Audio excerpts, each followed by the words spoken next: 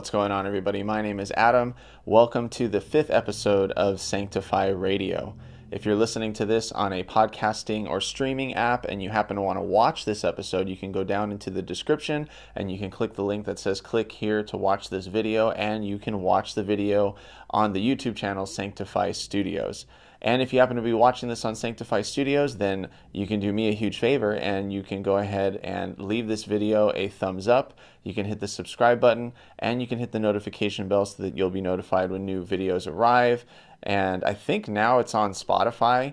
But if you want to leave a comment and let me know what artists you want me to interview, what you want me to talk about on Sanctify Radio, or what bands you want me to react to on Sanctify Studios, take the opportunity to go ahead and do that in the comment section. That would be really cool. And if you are listening to this on a podcasting app, you might want to move over to the video, because I have a very, very special guest today who happens to pull out his guitar and play it during the interview, which was so cool. But today I'm going to be talking with Andrew Stanton of Disciple. And Andrew is someone that I've been able to spend a lot of time with. I was taking guitar lessons from him for a couple of years during the pandemic. And he's really been a huge part of me doing this and me doing Classic Disaster and a lot of the things that I've stepped forward in. He's given me a huge amount of confidence to be able to grow and continue growing. And Andrew Stanton's just been an awesome guy to get to know. And it's been a huge blessing to see him step back into Disciple and go back into touring and do all the other things that he's doing. And he's got a crazy story of a bunch of like strings that all come together. He's a part of the Rebel Society Patreon that Disciple hosts on Patreon. So if you want to support them, go and check out their Patreon, Rebel Society. But I thought that this verse was really appropriate for the talk that we had and his story. It's in Philippians chapter 1, verses 5 and 6. And it says, "For you have been my partners in spreading the good news about Christ from the time you first heard it until now. And I am certain that God, who began the good work within you, will continue his work until it is finally finished on the day when Christ Jesus returns." And I think that that's a perfect reflection of what Andrew Stanton has done all throughout his life, wherever he is, whoever he's around, whatever bands he's working with, whatever person he's working with through studio work or guitar teaching and all that stuff. He just seems like he is reflecting Christ and doing it in a way that glorifies God. So, Andrew, you're awesome. And everybody, here is my interview with Andrew Stanton of Disciple. All right, everybody, I am here with the man that you stan. I'm here with the guy who puts the star in Starfighter and the man who puts the Master Shredder in Master Shredder. I'm here with Andrew Stanton of a lot of projects, actually. Yeah, applause. Of a lot of projects. Man, you are a man of many hats. You've got the one that you got on right now, and then you've got Disciple, you've got Honor and Glory, you've got Dive Bomb Studios, you've got where I was able to really connect with you, the Stanton Guitar Academy, and you've got now a new project called World Gone Cold. And like, you are just wearing so many hats, man. How is life right now? Oh, it's good. It's good. It's awesome to be a part of all these different teams. The Guitar Academy thing and the studio thing, producing bands in here. I run that. But a lot of times I will collaborate with Josiah or other producers on stuff. And then anytime you're working with a band, you're really collaborating. So that kind of becomes like a team thing, and then being a part of a band is like a team thing. And that's just what I like to do. I got too many friends that are good at stuff, and they're good at all kinds of things, and they ask me to, be a part of it, and I'm just like stoked that they're asking me. I really like saying yes to doing things, having Well, it's fun a with it. testament too to how easy you must be to work with too, because it seems like you've seamlessly been able to do all of this, and it doesn't seem like you're breaking a sweat. It's just the pile keeps getting bigger, and you keep killing it with everything that you do. Um, Thank you. and then with Disciple right now, you guys are working on a new record too, right? Yeah. So yesterday, I was at Josiah's studio. He's producing the album, but in a way, again, kind of collaborating. I'm doing all the guitar most of the playing and then all the engineering, like the editing, the Okay. revamping, all that stuff. And really, we're working on that together as well. But he's, helming the vocals, drums, a good portion of the writing. But I was able to write a lot for this album, and Joey wrote some for this album. Obviously, Kevin and Josiah wrote a ton. So it's been an amazing process because um, Josiah is really like the best producer that we know. That's at And the ranch, right? That's the ranch. yeah. He's busting out all these different bands and artists, especially in the Christian rock world, but also in other genres too. And yeah, yeah, definitely been hearing some awesome stuff coming from there. Oh yeah, if you listen to any of the stuff he does, it's great because it's all really good and really well orchestrated and produced, but none of them sound the same. Like the bands don't Yeah, sound. yeah. So we tag teamed the Chaotic Resemblance about a year ago. That record came out in May. And then after that, which we wrapped tracking for that in like March or something, Uh-huh. we really started leaning into the Disciple album and began tracking in the summer. And it's been awesome because being in control of this whole part of the process, it might have the drawback of like it's harder to schedule time because it kind of feels like going over to your buddy's house because you live Right, right. 10 minutes away. So I was there yesterday going back after this. Kevin's there singing right now, actually. Sweet. And That's so awesome. Now, yeah, how does that feel compared to what you guys have done before? Because if listeners aren't aware, Disciple actually has a Patreon called the Rebel Society, and there's a lot of content on there going over the details and specifics, and you get behind the scenes access to a bunch of really cool info. And part of that is knowing the recording processes of past albums.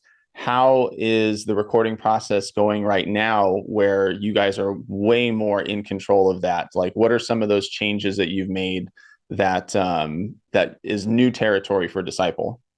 yeah. Well, all the benefits of doing it this way really come back to not being too rushed to finish something. Like Hmm. we still are, chasing down deadlines on some things, but we're, hitting them all and getting it taken care of despite all the people living in different places and Yeah, yeah. holidays. Probably the hardest time of the year to finish songs.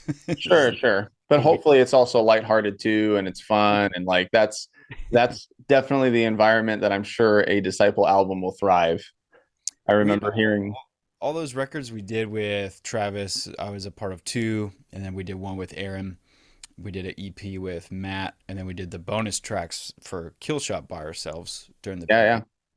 yeah. And yeah, to weigh them against each other, it's like getting into a really cool studio like Travis's and his, coaching mentorship is really invaluable. And then working with Aaron, who's more like a fifth band member, uh, Uh-huh. you know, for the months that you're in the studio with him, with all his ideas for layering and writing and stuff.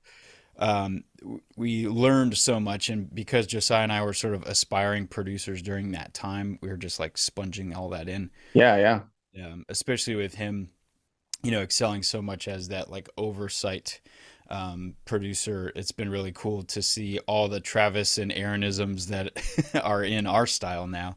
Yeah, yeah. And for me, especially with Travis's world, like being mostly hyper focused on guitars, it's been a game changer because I've always liked what we've gotten in the studio, but as soon as those guitars go to mix, or they go through editing, or they go through somebody else's hands, something changes, and then it goes to mastering and something changes. This is the Yeah. first time. This is the first time I'm saying this on record too. This is the first time I've ever felt on any project I've done where I feel like the tones that we created in my room here are the tones that are on the mix, which are the tones that are on the master. That's awesome to hear. Yeah, and obviously things shift and change a little bit because when I make them, they're just dominating the mix, right? So to become a part of the song, they have to change, but they make the songs better, if that makes Yeah. sense. It's better because they still sound the way I want, but they're also allowing Joey's kick drum to be massive, which Scars Remain has amazing guitars, but the drums are small and Right, right. And I you know, think that whenever a producer steps in, they're going to add their own, flavor. They're going to add themselves to the music that they're producing. And what's really cool is that with you guys working on this, like it is like raw Disciple, what you guys are working on. Are you guys having someone else mix and master it? Or Yeah. is that info that's able to be out now? Oh yeah, absolutely. So it's January 4th right now. The first song will come out on January 13th. Oh, that's so awesome. You can, um, I'm trying to decide. We haven't announced that yet, so you can leave that exclusively as. I'll release the episode on the day it comes out. I'll do that. Oh, that'd be awesome. Yeah. So, hey, it's January 13th. Go listen to Hey, our new song. awesome new song coming out today. Go check it out right now. Yeah, it's called the Executioner, and it's a really like cinematic and sort of dark ballad. Well, no, let me take that back. It's not a ballad. It's a um, like oh man, I don't know how to describe this song. It's not like a rocker, but we've got plenty of those coming. It's not Okay. like a ballad, but we do have a couple of those. It's sort of in between. It's sort of a like, you know, Dear X is kind of a ballad, but not really. Sure, sure. That's awesome. That's awesome. I wonder too, has having the outlet of honor and glory and being able to write more worship, intentioned songs in that project, has that helped, all of the guys kind of lean a little bit more towards choosing songs like that, where it is more mixes and more being okay with being a little harder in something like that, like a ballad. How has that change been? Has honor and glory played a factor in the difference in how you guys write for new songs? Yeah, definitely. Because we originally wanted to, continue doing Disciple. And then about 5 years ago, we were like, let's do a worship project and a super heavy metal project because we have both of those things in our heads. And Disciple, we have enough songs to do all three. But what ended up happening is all the good metal songs we wrote became Disciple songs like Uh-huh. Reanimate and Kingdom Come. Some of those were like Death Penalty, like anything with a seven string started out as Death Penalty, and just became, oh, what if Disciple was just this heavy? And then Honor and Glory taking up all that worship space kind of allowed us to feel like we didn't have to write radio songs unless we Yeah, wanted yeah. to or whatever. So yeah, there's also for the Executioner, which is out today, Time Machine. There's a music video out, which I'll give you a link, What? folks. And That's it's the so first awesome. music video in 8 years. We made one for Radical, and then they didn't make one before that since maybe Lay My Burdens, something like that. Yeah, I that's something that Disciple isn't and that's crazy because I'll admit like Disciple music videos were constantly in the rotation for me. I was constantly watching The Wait Is Over. I was watching Scars Remain. It was really fun to hear the backstory behind that music video in Rebel Society. But yeah, like I discovered a lot of bands through the Yeah, ex Christian hits videos, and the CDs and I stuff. used And to sell so, those at the Christian bookstore, dude. oh yeah, oh yeah. So Disciple, like I was going through a time where I was being introduced to music, but I didn't see them. I didn't know what the band members look like or anything like that. So having something like that at the time where like, no one was like really searching on YouTube for things and YouTube was maybe not even there. Um, but it was really, really cool to be able to see and have them and see them perform and to be able to like experience the music in a completely new way. And that's the scene where Joey has the cymbals on fire, right? Is that from the music video that's coming out?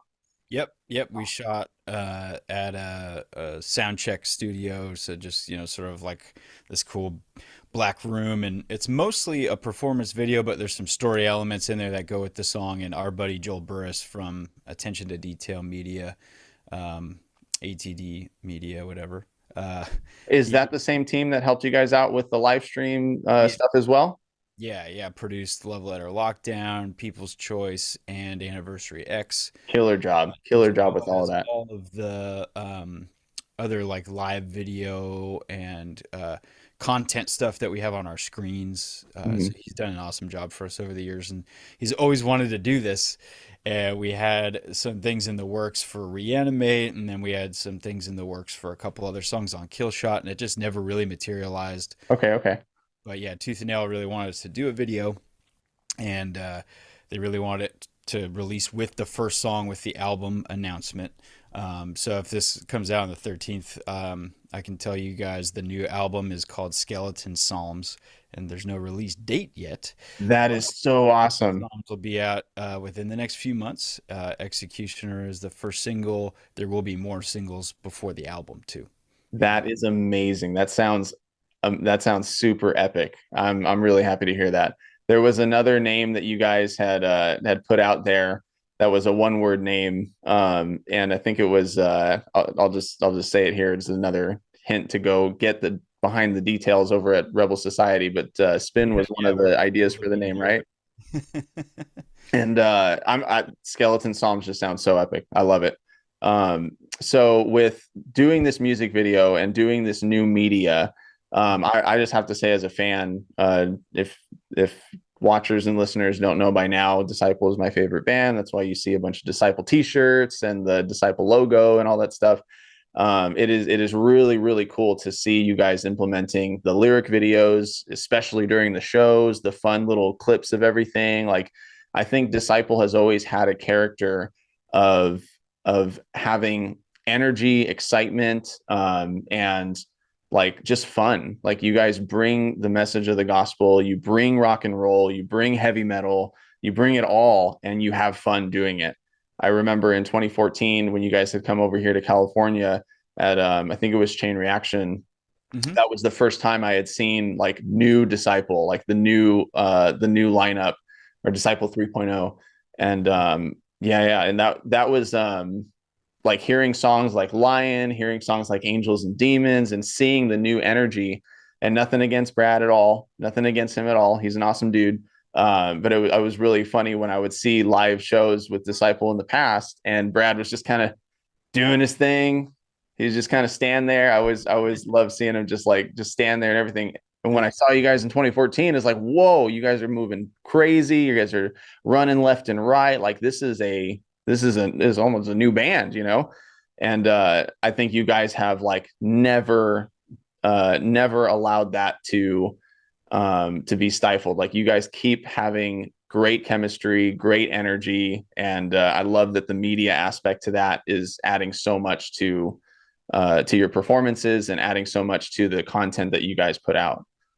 Yeah, no, Joel did an awesome job with this. He directed it and produced it, and our buddy Jake Jones, who has a company called Acceleration Media, uh, Mm, he used to play guitar in We As Human and does producing and mixing as well. that's Another so guy that cool. I've collaborated with a bunch on projects, and he's been into doing a lot of video work recently, and so it's always like a big family thing, you know. And then he's also producing the video for World Gone Cold that I'll be filming in the near future as well. That's so awesome. Same thing on a little bit later timeline with that band. Yeah, and how did that start up? So was that something that's been in the mix in the for a couple of months or years, or how did that start up? Yeah, well, that's another thing I owe to Wyrick, Mark Anthony from the Letter Black, who I toured with when I was in I Am Empire way back in like 2011. We stayed friends, and since I've been a Disciple, we've played a few festivals together and hung out and Mhm. stuff. But we love talking guitars and just, throwing down about stuff like that. And he called me one day during the COVID time, or maybe like right before that. I was definitely not touring. I was working Mhm. for Soundstripe. And he called me, and I figured it was like a butt dial. So I was like, oh, I'll pick up and like tease him. This will be like funny, I'll Uh-huh. call back and leave him an pretend angry voicemail or something. Uh-huh. But I picked up, and it was actually meaning to call me. He's like, "Hey, I was just talking to Travis. I'm putting together a super group, and I want to know if you want to play lead guitar. We're not going to tour. We might play like once a year in Germany or something fun, but I just want to have a studio band and make a record." And I was like, "Heck yeah, dude, count me in." That's Uh, awesome. and Travis had recommended me because Mark has worked with Travis a bunch. Um, and I think Leonard Black had just recorded with him recently at this point. And Yeah, so he gave me that recommendation. He's like, "Oh yeah, Andrew's not touring right now. He'd be a perfect, candidate." And so he started sending me some demos, and I started playing solos and leads on the songs that he had written. And he was just churning out all this material. And for about the next year, he would just send stuff, and I'd give some feedback and input. And I had a few things that I was writing, but I was still like focused on writing for Disciple as well, even though I Sure, wasn't really sure. touring. We were doing those like best or the not best of the bonus track things for Kill Shot. Okay, okay. And so it's just kind of, and then I'm working for Soundstripe, so it's sort of just like on the side or whatever. But he's cranking songs out, and he ended up recruiting Yogi from Demon Hunter, Rylan from Inhale Exhale, Trey from POD, and myself to like form this band. And over the course of the next like year and change, put together a really solid collection of songs, and we were just self-producing it remotely. So I was doing all my Okay. stuff here. Trey lives in Nashville. He was doing all his stuff at his place. Mark's up in Pittsburgh. Yogi's in South Carolina, and Ryland's in Cleveland. So Okay. everybody was just, separately, turning tracks in, and Mark is sort of helming, constructing all these songs and going through different versions and stuff. And it was really fun. And then when I made the choice to go back on tour with Disciple, which I've talked about that story in Rebel Society as well. Yes. Yeah. Uh, I have a show like this called String Theory that I do where I talk about stuff and how some things get, connected without us realizing it. All the strings This, yeah, attached and yeah. it's like with the friend that you have who like sits at, whoa, did you ever think about this, dude?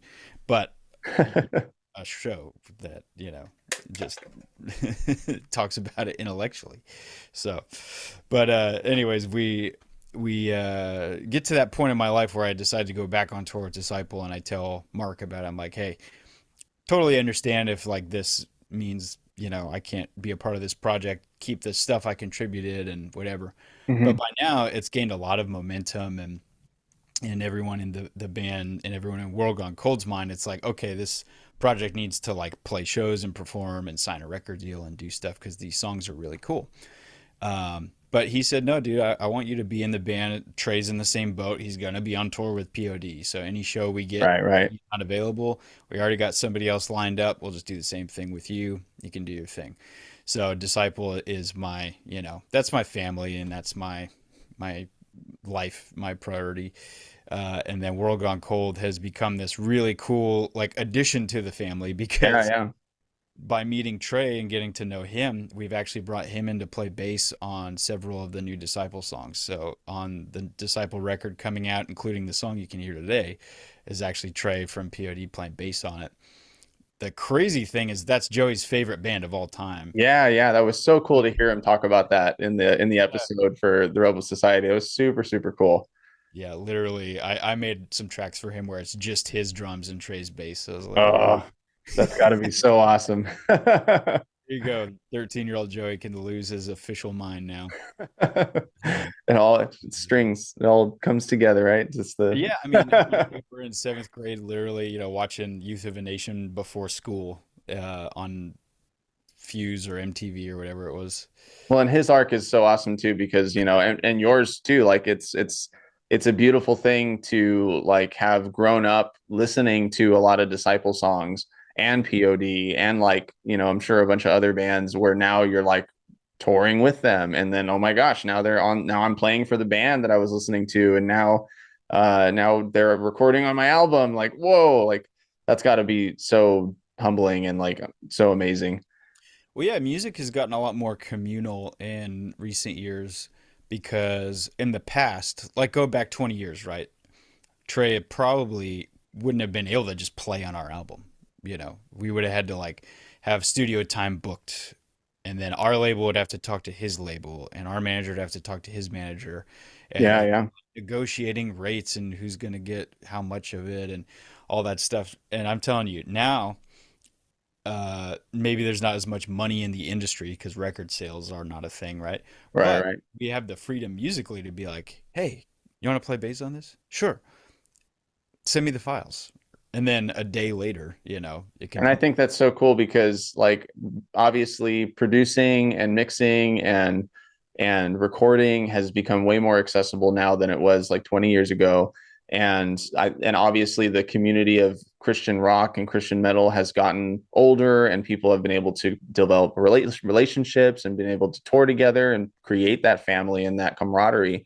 And I think that what you guys are doing with World Gone Cold is a huge encouragement to maybe even past bands that have broken up and have decided like, hey, we can do something like that. Like we don't necessarily have to go out and tour. We don't necessarily have to go out and make it this big thing. If we have a couple members in the band that know how to produce and know how to Yep. send their own stuff, then absolutely, why not? And then even to see it become a part of that whole process, become a part of the Disciple album, was Enemy and Darkness Dies, right?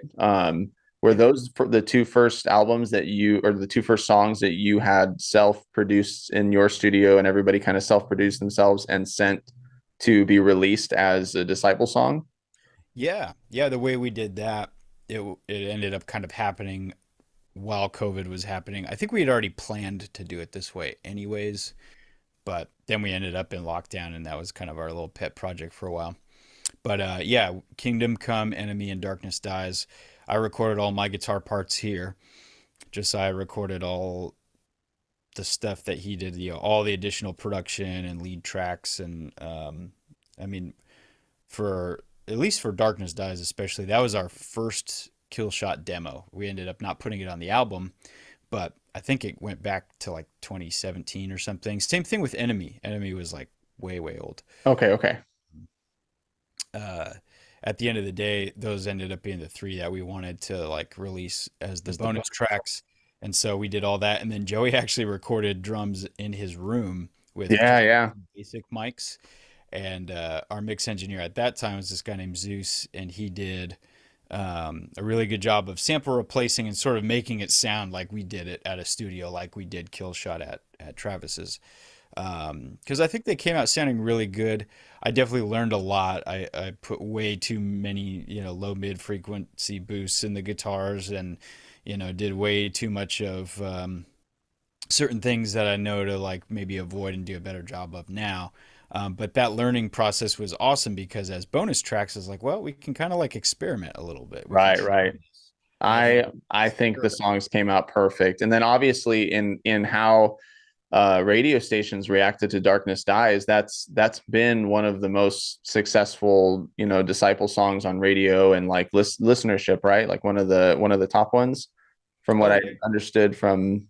as our best performing radio song as far as like the chart position and stuff.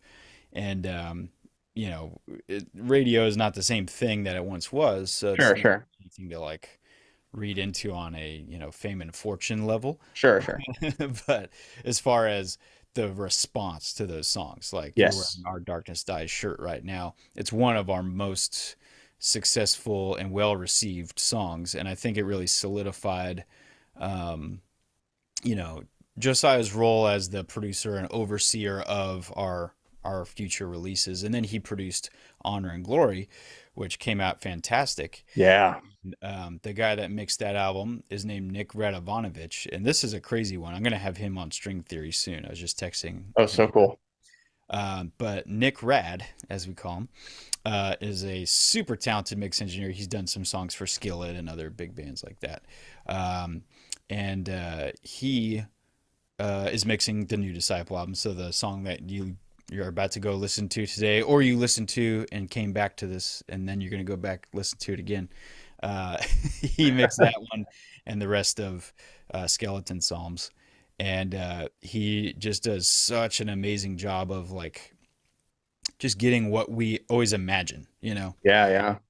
and great drum sounds, a ton of clarity. If you listen to Honor and Glory, it even sounds in some spots heavier than Disciple albums do. Sure, sure. Not heavy songs, but Joey's drumming is really transcendent. Like people see the fast fills and the performance, the stage aspect, but just the way that he actually plays even easy beats is very like rare, you know, and to have a mix engineer who can capture and translate that even by sample replacing and stuff. But I feel like when I listen to Honor and Glory and this new Disciple album, like I do when I'm on stage with the guy. And that Yeah. was the hardest thing to capture. You know, we're not a guitar first band anymore. That's just the reality of it. He is the sound, and then we are sort of like filling it out, you know, and finding that balance with this new album has been super exciting. Being in control of the process, being able to fine tune things, you know, oh, we missed this little thing. I can fix it right now. I don't have to wait Yeah, yeah. Google or whatever. And again, more of that like strings connecting and family and camaraderie. Nick Rad is also did the Cutlass songs too, right? He Because did. that was something I talked with James about. So it's really cool to see that there is a family forming and these songs being put out with this with you know, I have heard the song because I've listened to it today, right when it comes out today.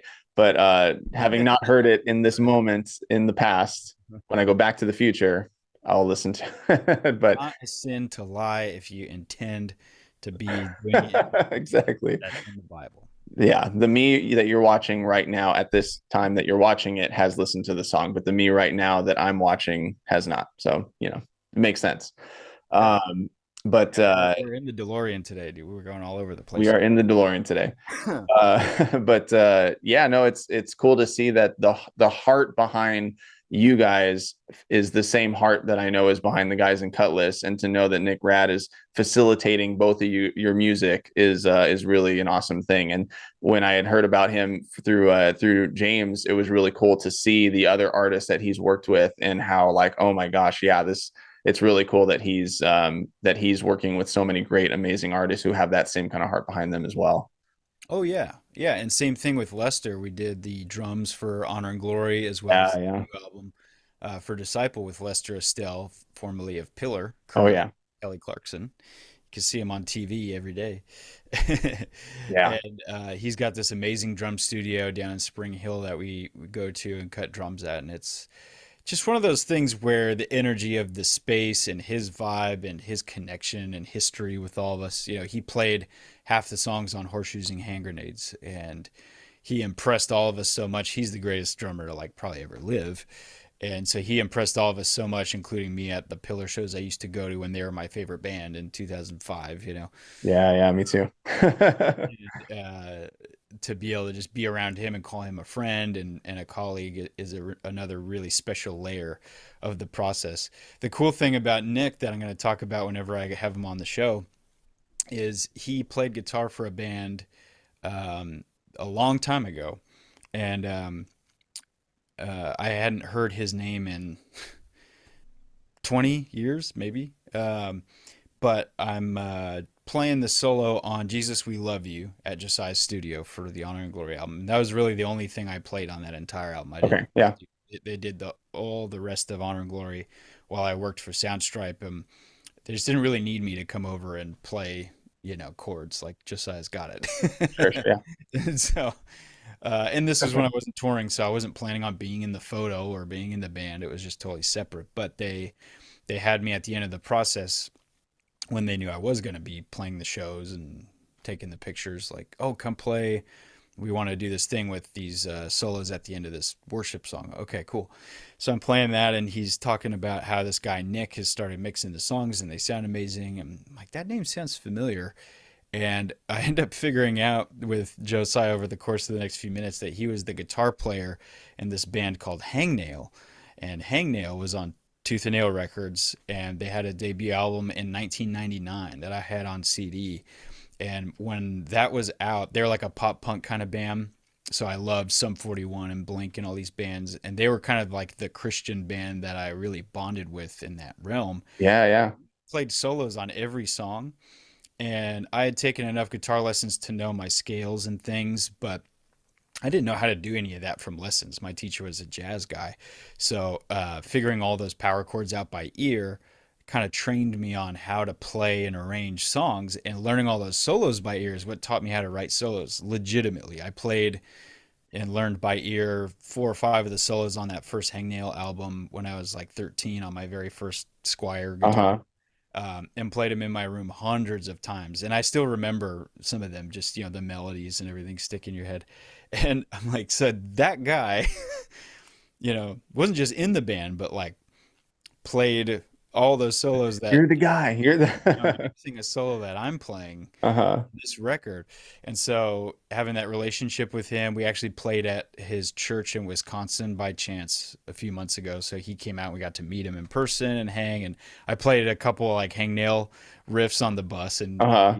oh my God. He's like, do that again. I gotta send this to Mike. Go, play it again. Stuff from that era. It was really mind blowing to kind of establish those connections. And, you know, God doesn't need to impress us, but he does. Oh yeah, he is the great orchestrator of the strings, right? He's the master string theorist. When you Yes. yeah. I mean, just think about him pulling on the brain cells of Nick in the late 90s to write those songs and everything. And then Brandon Ebel and making a label and facilitating those CDs to go out to the stores that sold them to my parents who let me have them. Yeah, yeah. And to my buddies that liked it. And then we made a band, and it's just one of those things where like everything you do doesn't really matter what field you're in. It always has that domino effect, right? The string theory where it's connected. And I just enjoy highlighting it. Everything's this way. It's nothing revolutionary, but we forget to notice sometimes. Yeah. It's really like looking back, tracing it down the string and being like, oh my God, like Nick deciding to play guitar for whatever reason because somebody influenced him, led him on this path that led directly to him mixing our albums, which I am making because of him Yeah. in a way, right? But yeah, my biggest influences are Eddie Van Halen and Noah Hansen, and maybe Brad Noah in there too. I liked his stuff a lot. And Eric Clapton was my favorite guitar player when I was first starting out. But as far as hours spent with like listening to guys playing, Nick is way up there. He's definitely in the top 10 for me. And he wasn't maybe the most like technical super shredder guy, but all over this album, he had really good melodic solos that had sort of that song within the song function.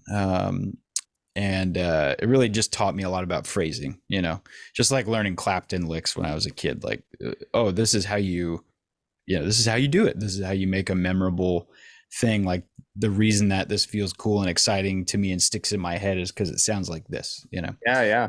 So I've always, whether I like it or not, I've always had that with me. Um, and pop punk's not something I listen to a lot of nowadays, but it represents that time for probably all of us. You're a little younger than me, but all of us my age especially, that was rock music when we learned how to play. That's what was popular, so it was on TV and what we could figure out. Yeah, I So mean, I had an experience where like my mom was getting me some CDs and getting me some was introducing me to a lot of music. So like for me, I talked about this with Nate because he's like in the pop punk world, and he grew up with a lot of influences with pop punk, or I'm sorry, with punk rock. I grew up with pop punk. I was the one who was like, "This is punk rock," and it was like Hawk Nelson or it was Reliant K, and yeah. So like, big one too. yeah, it's punk rock, rebellious. So But what's up? it's like, oh, this sounds so angry, and they're really just like Jesus. Right, right. But like eventually I started to like realize like, oh, this is not, that's punk rock. Okay. Yeah, yeah. Sure. Like, and you learn over time. But no, it's really cool because that feels like a similar story with me. And like even for Cutlass, that album Hearts of the Innocents, I was mentioning it with James, like Hmm. there's some solos on that album that are not like super technical solos. The guitar riffs aren't super technical guitar riffs, but they're powerful and they're accessible enough for a young guitar player to be like, oh, I could do that. And it just like it really I would sit there by ear and I would learn these solos, and it gave me confidence to try something harder and I think that it's so important. Thousand Foot Crutch is right there in that same vein, like not super technical guitar parts, not super technical stuff, But at the same time, it was accessible for young musicians to be able to listen to that and be like, I can do that. Like I can work my way up to that and then continue to learn more and more and do harder things. And yeah, and it's so cool to have that kind of relationship with music. And you got access to a lot of different bands through you used to work at a bookstore, right? Yeah, so when I was a senior in high school and starting college, I worked at Berean Christian bookstores, which is just like Lifeway. Lifeway ended up buying them when they went out of business. Okay, okay. And then I worked at the Not of This World store at the mall. Yeah, yeah.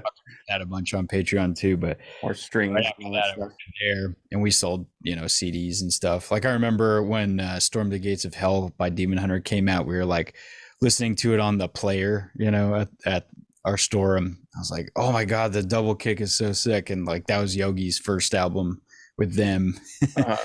Now we're doing this band together and getting to be friends and everything, and The strings, there's all the strings. yeah, everybody's like I said, it's very communal. Music is very community oriented. There are uh, people get because in mainstream music you hear only about what the rivalries or the Sure, sure. feuds, the celebrity feuds. Everybody loves to talk about that kind of stuff. Like, oh, Taylor and Katy Perry, they hate each other, crazy, um, things like that. But I think with musicians, maybe not so much like stars, but with musicians, everybody just likes to play, likes to be friends, likes to hang out. Not everybody gets along, but I'd say 90% of us do. And even if we don't see eye to eye on like 100% of life or whatever, that's not the point. Like we're playing Yeah, music, man. Like we're writing songs about human things, and we're all human. And it's really fun and exciting to see those doors continue to open.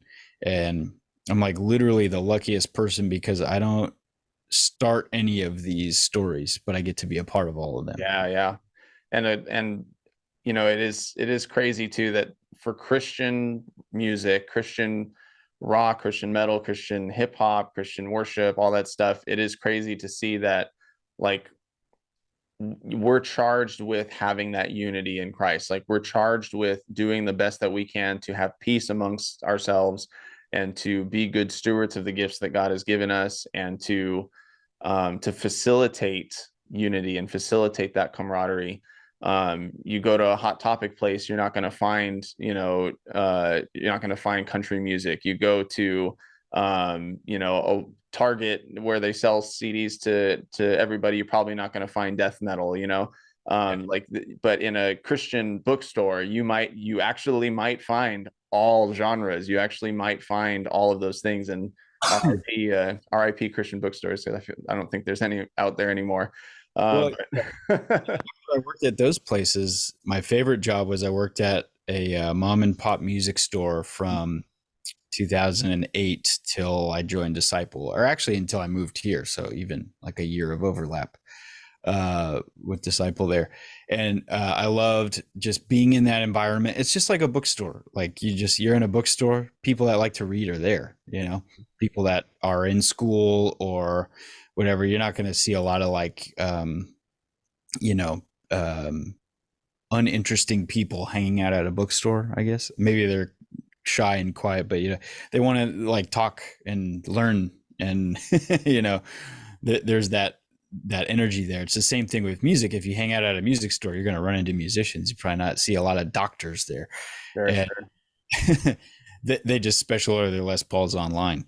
But the other day I went by Sam Ash over here to pick something up, and this guy's looking at guitars with his kids, and he's shopping for his wife, and he sees me holding a guitar. He's like, I don't know anything about this, can you help me? And I ended up selling him this Squire guitar for his wife in like 2 minutes. Uh-huh. Like, it's just I can't be in there and not have that happen, because that's the environment. Like I worked as a music store manager for 6 years, so like when I'm in a music store, that's like just what people see Yeah, when they yeah.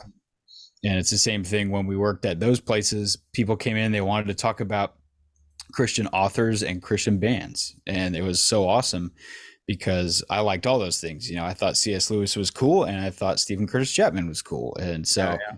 everybody that walked in wanted to ask about them or talk about them or tell me about how Van Halen influenced Striper, who influenced Living Sacrifice, who influenced, Dead Poetic, or I don't know, whatever. Yeah, yeah. There's all kinds of connective tissue there where I was around that stuff in those environments, talking to those people for Mhm. all my like young professional life, because that's what I grew up with at home. My dad thought musicians were really cool, you know, and that environment was like a safe part of the family, So kind of ended up there.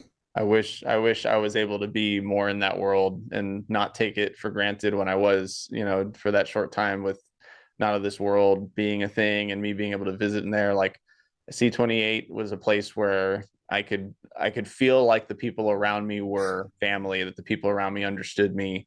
And even in a Christian bookstore, we didn't have we might have had the Lifeway. Is that the was that the Christian the bookstore that bought them? We had Family Christian Bookstore out here, and even being there, it's just like everybody's looking at this, and this is another string that I think is really cool that's connecting for you guys right now. Like everybody's looking at Phil Wickham and Jeremy Camp right now, but I'm over here, checking out the Disciple and checking out the I Am Empire and checking out all of the Christian rock artists, Skillet and all that stuff. But it must be amazing. And again, another crazy string full circle that you guys just got accepted to come into and signed on to go on to the Winter Jam for 2023. Dude, how does that feel? Yeah, it's insane, man. We did 9 dates on Winter Jam West Coast in 2014. Did you see one of those shows? You know what? I don't think I did. I don't think I was able to go to that one. But I did I think what that was 2014, right?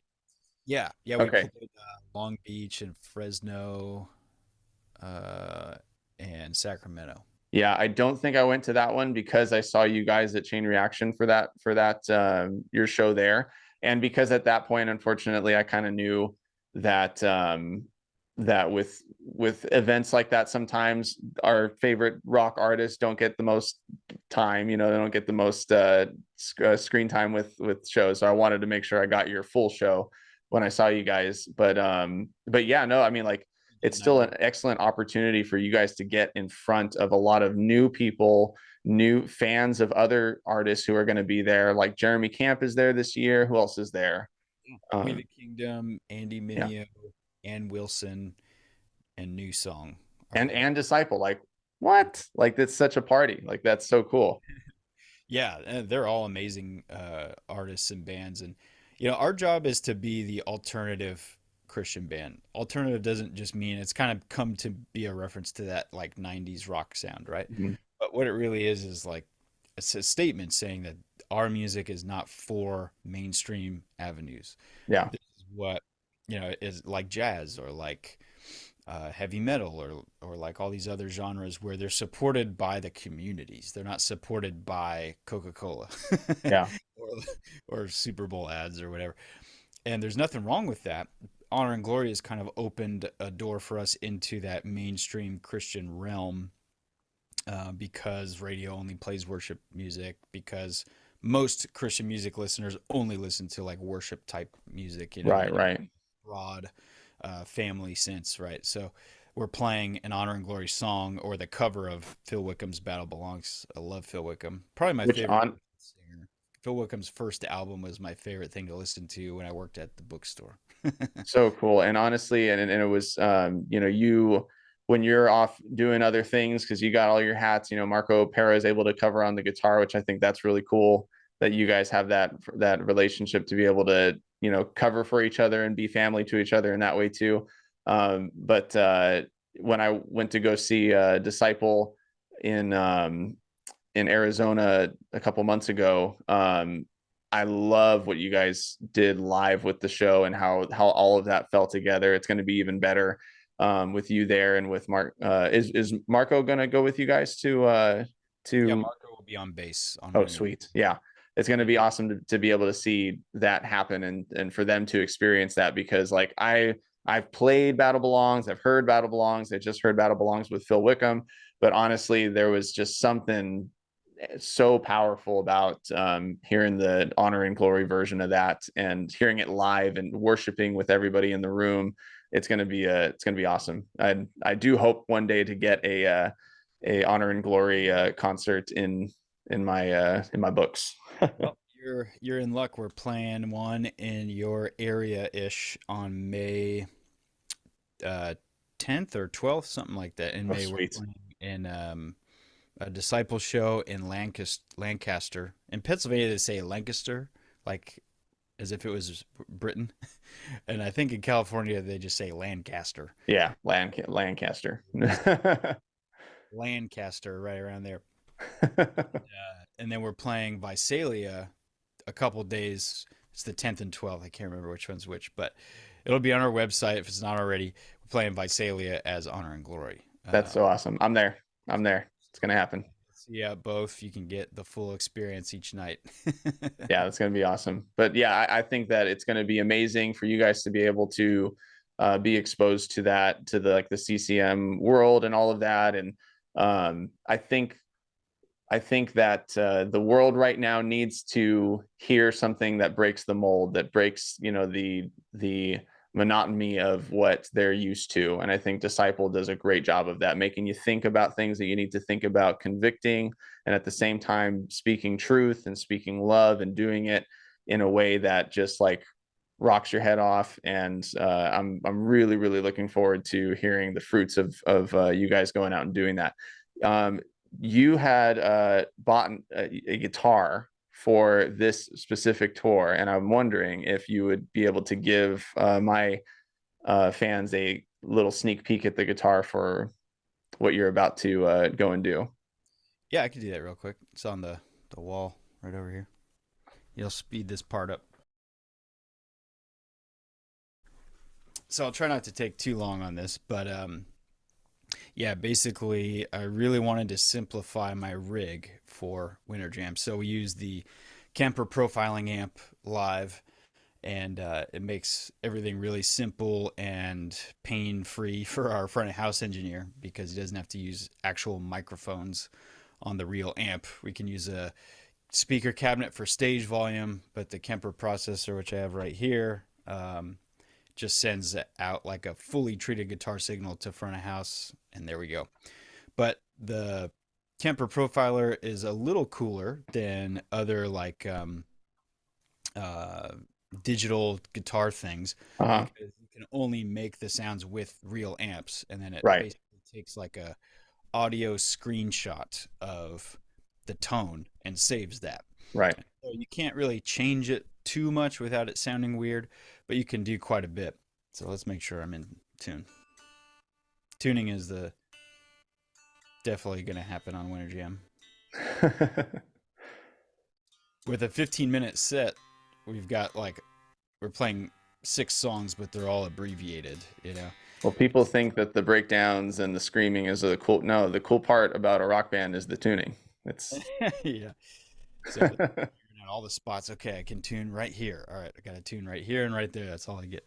But I used some of the real amps that I'm using in the studio to create tones for the Disciple album to make my own Kemper profiles this week. So this is it.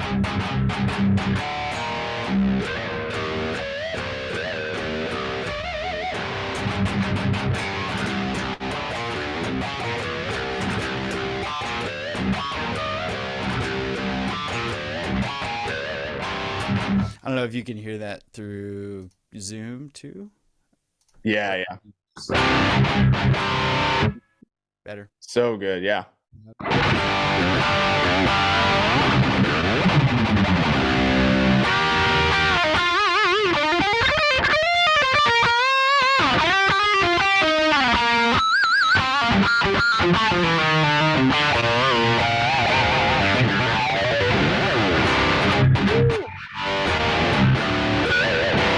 So yeah, I'm having fun with that. And that is why he is the master chef.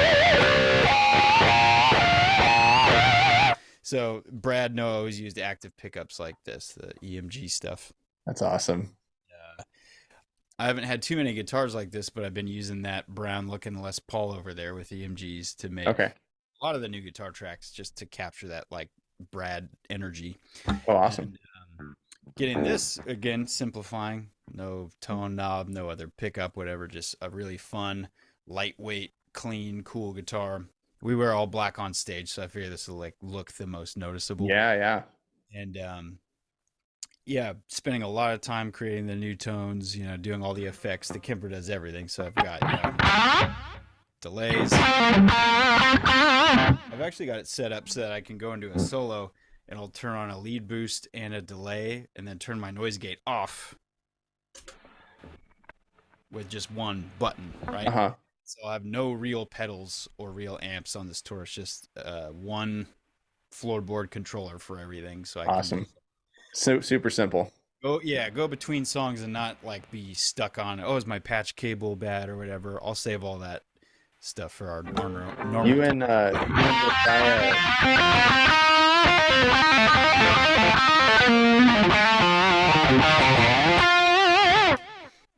You and Josiah had done a little rig rundown for that was at a Winter Jam concert, right? Oh yeah, way back then was. Yeah, so you could see the difference between then and now as to how much what you guys were working with then, which was a lot of different pedals, a lot of different amplifiers and things that you got your rigs and stuff. So it's cool to see the difference there of like you guys having that for last time and then using the Kemper for this time. Yeah, and working with ESP guitars. They're the folks that make the LTD stuff. And the E2 stuff, like my green guitar. It's all the same company. And honestly, you're winning me over a little bit. I've been a PRS fan for a long time, and obviously there's nothing wrong with PRSs, but I've been seeing those LTDs a lot more often, and yeah, I might be won over. Well, really cool stuff. It's very like, metal looking, but this is the function of being lightweight and simple and kind of eye catching. I used it in the music video too that you can watch today. But yeah, working with them has been great because we've got a couple basses from them as well that Marco will be playing on the tour, and yeah, they make such a wide range of stuff. It's kind of like, especially for performing, it's like, okay, all the things that I like about a Les Paul, I could get that from ESP, but with the body style I like. Visually and comfort wise, like this type of Strat body is what I like to play, but these guitars have the neck through and the denser wood and the humbuckers, so they're a lot more suited to what we do in Disciple. And hardtail bridges, they make stuff with Floyds, they make stuff with Evertunes, but anything that we need, they've got it covered. So and I've heard that you guys are planning on making these 15 minutes a nice fun cardio P90X session for everybody there, I'm sure. Oh yeah, absolutely, man. And with half the show, I'll still be playing this thing. Oh, nice. My favorite, our current favorite bare knuckle pickups. These are the Ragnaroks, which is Misha's Mansour's signature set. Awesome. I like how this guitar, plays and sounds and everything, probably better than any other instrument that I've had. And so it's cool to have that sort of uniform like feel going. Yeah.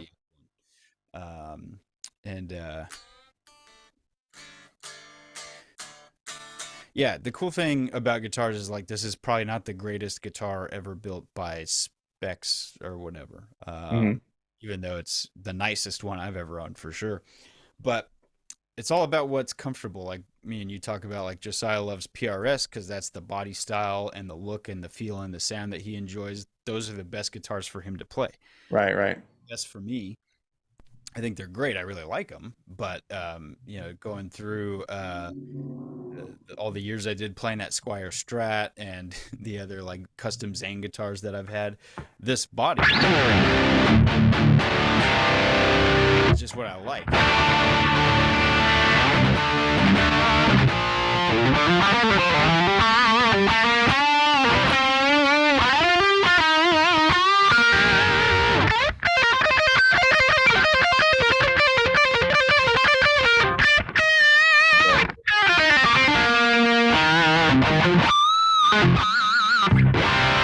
And what's the difference between this guitar and that guitar? I don't know. There's a lot. It just feels good. It just Yeah. This one has a slightly different like neck profile and some things that I like better for all that stuff.